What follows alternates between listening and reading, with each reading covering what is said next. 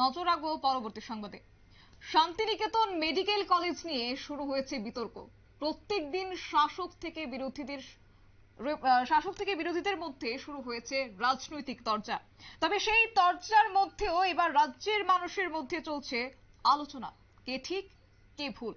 তবে Santiniketan medical college নিয়ে আজকে আবারও ব্যাট ধরলেন রাজ্যের মন্ত্রী সুশান্ত চৌধুরী। তিনি বললেন সবকিছু নিয়ম মেনে নিয়ম মাফিকই আনা হয়েছে এই শান্তিনিকেতন মেডিকেল কলেজ। কি বললেন তিনি, শুনুন। যা করণীয় সেটা করছে, কিন্তু as per system guideline NMC visit হয়ে গেলে রাজ্য সরকারের সঙ্গে মাও হবে। এবং আমাদের যে পারমিশনের কথা জিতেন বাবু বলছেন যে পারমিশন ছাড়াই তারা সমস্ত জিনিসপত্র মোবিলাইজেশন শুরু করে দিয়েছে, সেই পারমিশনও আমাদের রেডি। আমরা এনএমসি ভিজিট হয়ে গেলে সেটা করব। স্যার, যদি পারমিশন নাই দিয়ে থাকেন তাহলে আইজিএম এ ওদের সাইনবোর্ড লাগানো আছে, একটা দেখা গেছে, সেটা কিভাবে হয়? দেখুন, পারমিশন বলতে সমস্ত কিছুই যে রিটেন পারমিশন হবে সেটা নয়। একটা কলেজ তৈরি হচ্ছে, এত বড় ইনফ্রাস্ট্রাকচার তৈরি হচ্ছে, আপনি সরকারের সঙ্গে তাদের যে কথা হচ্ছে, রাজ্য সরকারের প্রতিনিধিরা স্বাস্থ্য দপ্তর থেকে রেগুলার ভিজিটে যাচ্ছেন, সেটাও তো একটা কনসেপ্ট, তার ভিত্তিতে সেটা হচ্ছে। কিন্তু এখন যদি আপনি বলেন যে পারমিশনের কপি কোথায় সেটা দেখান, সেটা তো দেখানো যাবে না। আমি যেটা বললাম সাংবাদিক বন্ধুকে, যে এনএমসির প্রতিনিধিরা এলে তারপর আমরা পারমিশন দেব, কিন্তু তার আগে তো আমার বিল্ডিংটা তৈরি করতে হবে, পরিকাঠামো তো উন্নয়ন করতে হবে। তারা তাদের পরিকাঠামো তৈরি করছে, they are preparing for the visit of NMC delegation. তাদেরকে তো তৈরি করতে হবে। এখন 600 বেডের প্রপোজাল,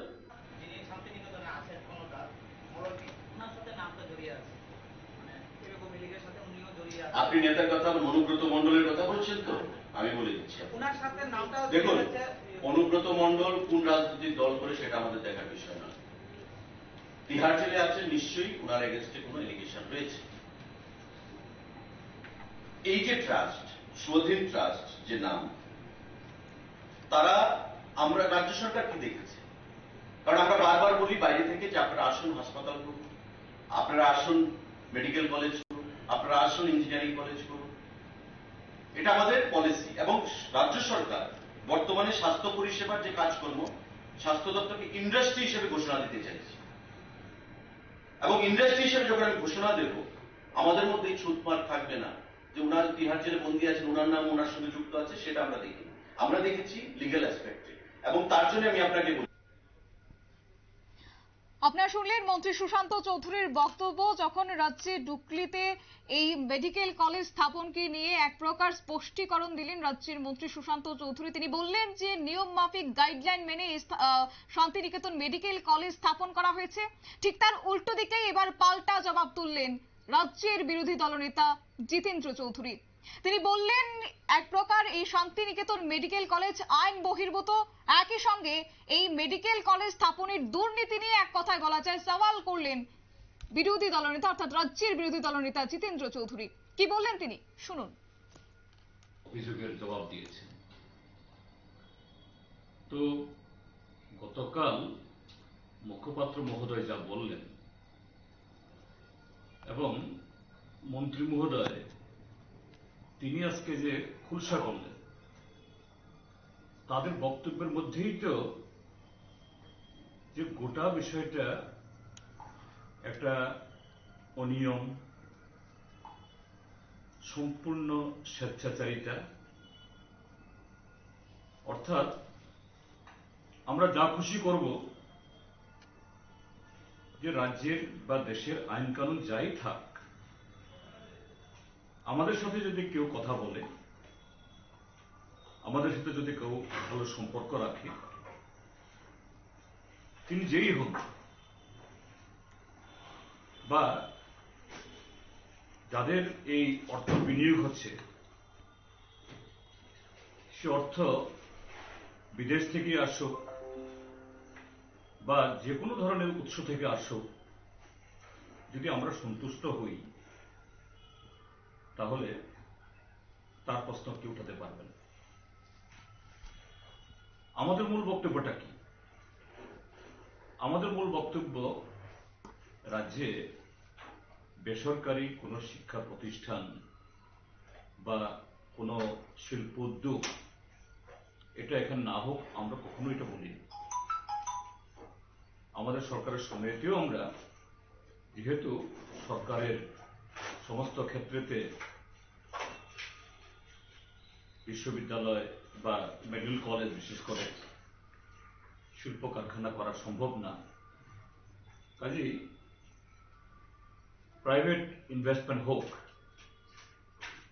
কিন্তু সেই ইনভেস্টমেন্ট আসতে হবে স্বচ্ছতার ভিত্তিতে এবং এই রাজ্যের জনগণের গোচরে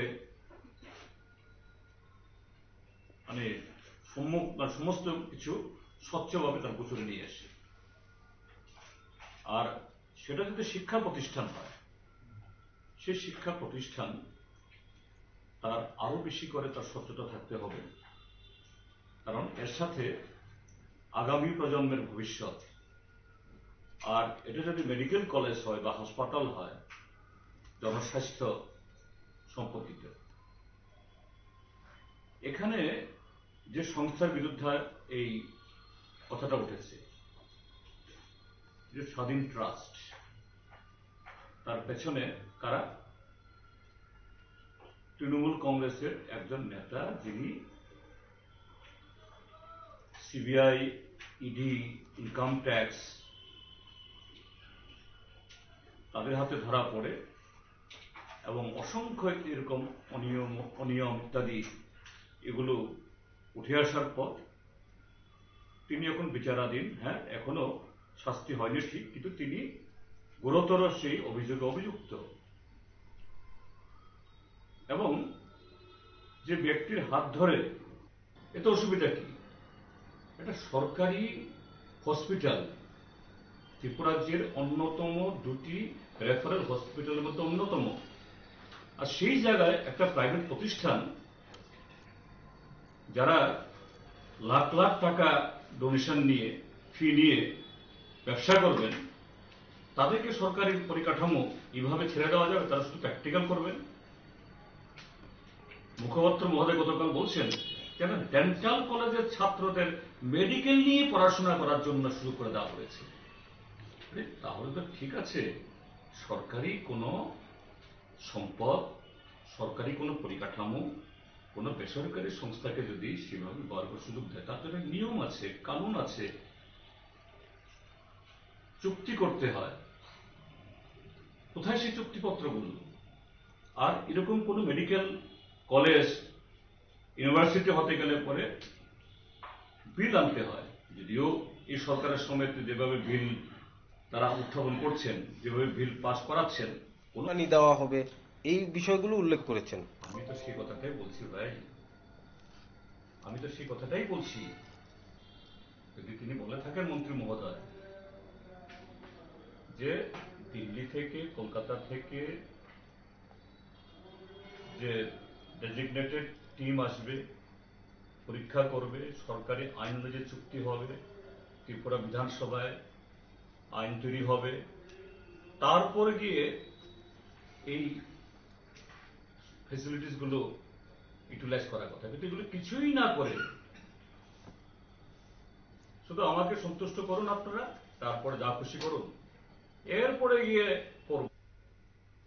আপনারা শুনলেন রাজ্য বিরোধী দলনেতার বক্তব্য। তবে এই বিষয়ে বিস্তারিত জানবো, আমাদের সাথে রয়েছে প্রতিনিধি মানুষ দে। মানুষ দা, এই শান্তিনিকেতন মেডিকেল কলেজ নিয়ে এক প্রকার বিতর্কে শেষ রাখছে না রাজ্যের বিরোধী দলনেতা।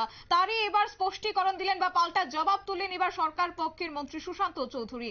বললেন যে সবকিছু লিখিত প্রয়োজন হয় না, জিতেনকে এক প্রকার পাল্টা জবাব দিলেন। এই বিষয়টা নিয়ে তুমি কি বলবে?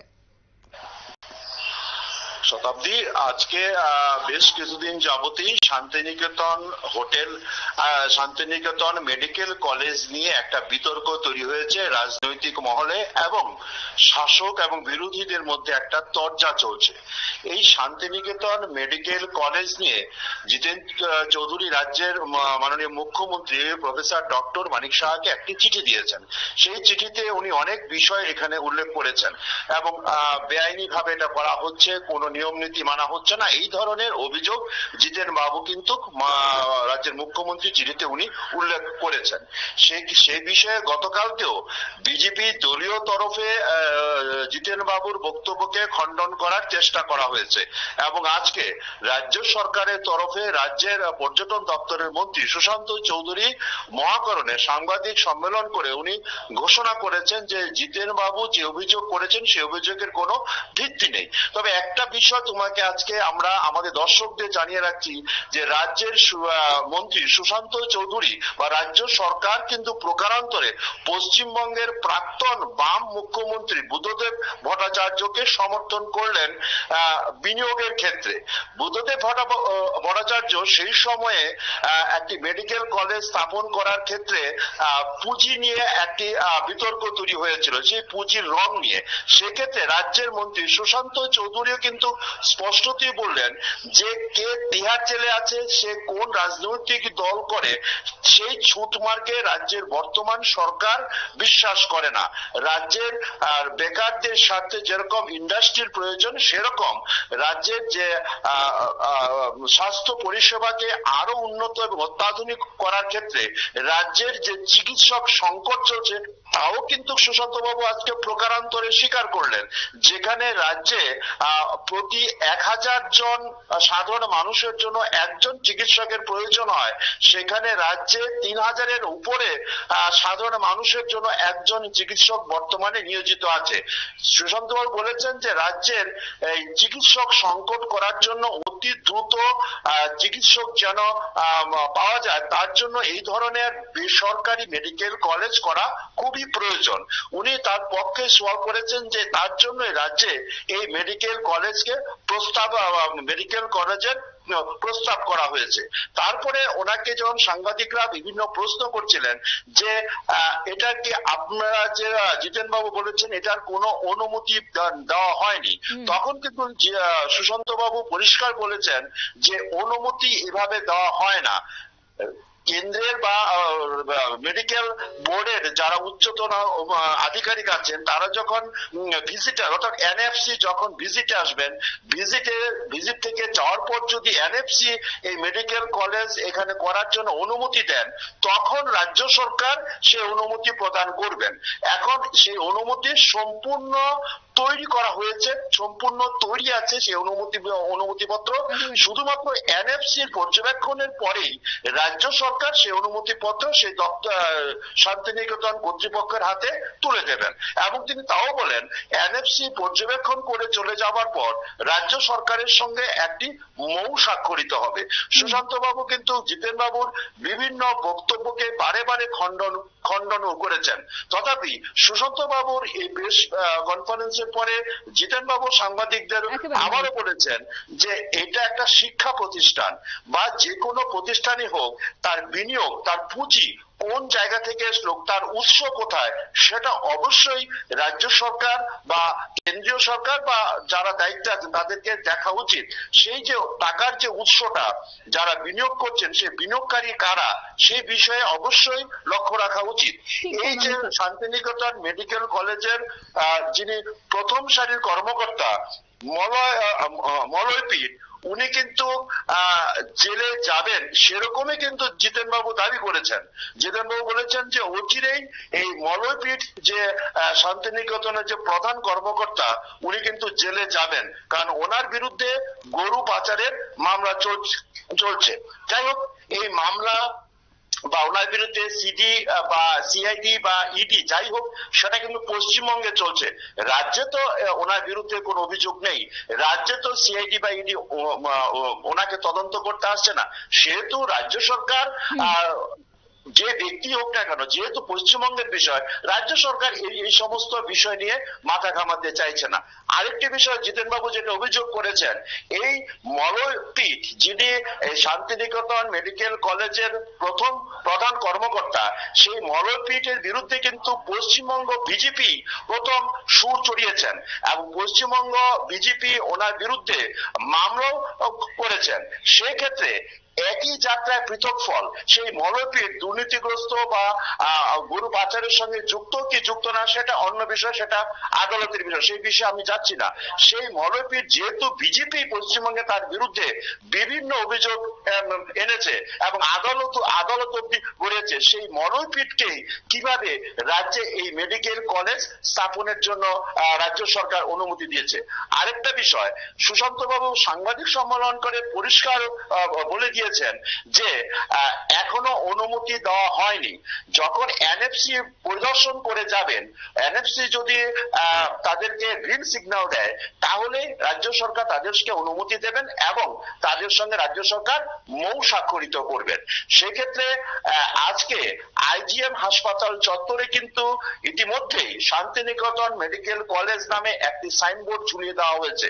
তাহলে এখানে একটা প্রশ্ন অবশ্যই থেকে থাকে যে যেখানে রাজ্য সরকার এখনো অনুমতি দেয়নি যে এইখানে আগরতলা ডুকলিতে এই শান্তিনিকেতন মেডিকেল কলেজ হবেই হবে, সেহেতু অনুমতি ছাড়া কিভাবে আগরতলার আইজিএম, একটা রাজ্যের ঐতিহ্যবাহী হাসপাতাল আইজিএম হাসপাতালে শান্তিনিকেতন নামে একটি সাইনবোর্ড আজকে লাগানো হলো। সে বিষয়ে সুশান্ত বাবু স্পষ্টীকরণ দিয়ে বলেছেন যে সবকিছুই লিখিত হয় না, মৌখিক একটা বিষয় থাকে। যেহেতু তাদের সঙ্গে দীর্ঘদিন আলোচনা হচ্ছে এই মেডিকেল কলেজ নিয়ে, সেহেতু সেই পরিপ্রেক্ষিতেই তাদের যে পরিকাঠামো গোছানোর জন্যই তারা এই ধরনের কাজ করেছে বলে সুশান্ত বাবু শান্তিনিকেতন মেডিকেল কলেজের হয়ে সাফাই দিয়েছেন। শতাব্দী। ঠিক তাই মানুষ দা, ধন্যবাদ তোমাকে।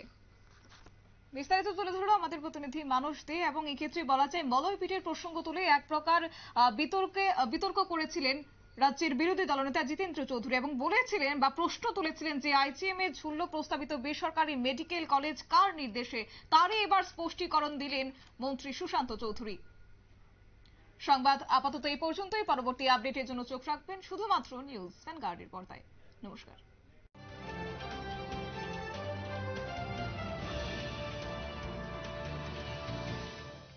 ট্যাঙ্ক মানি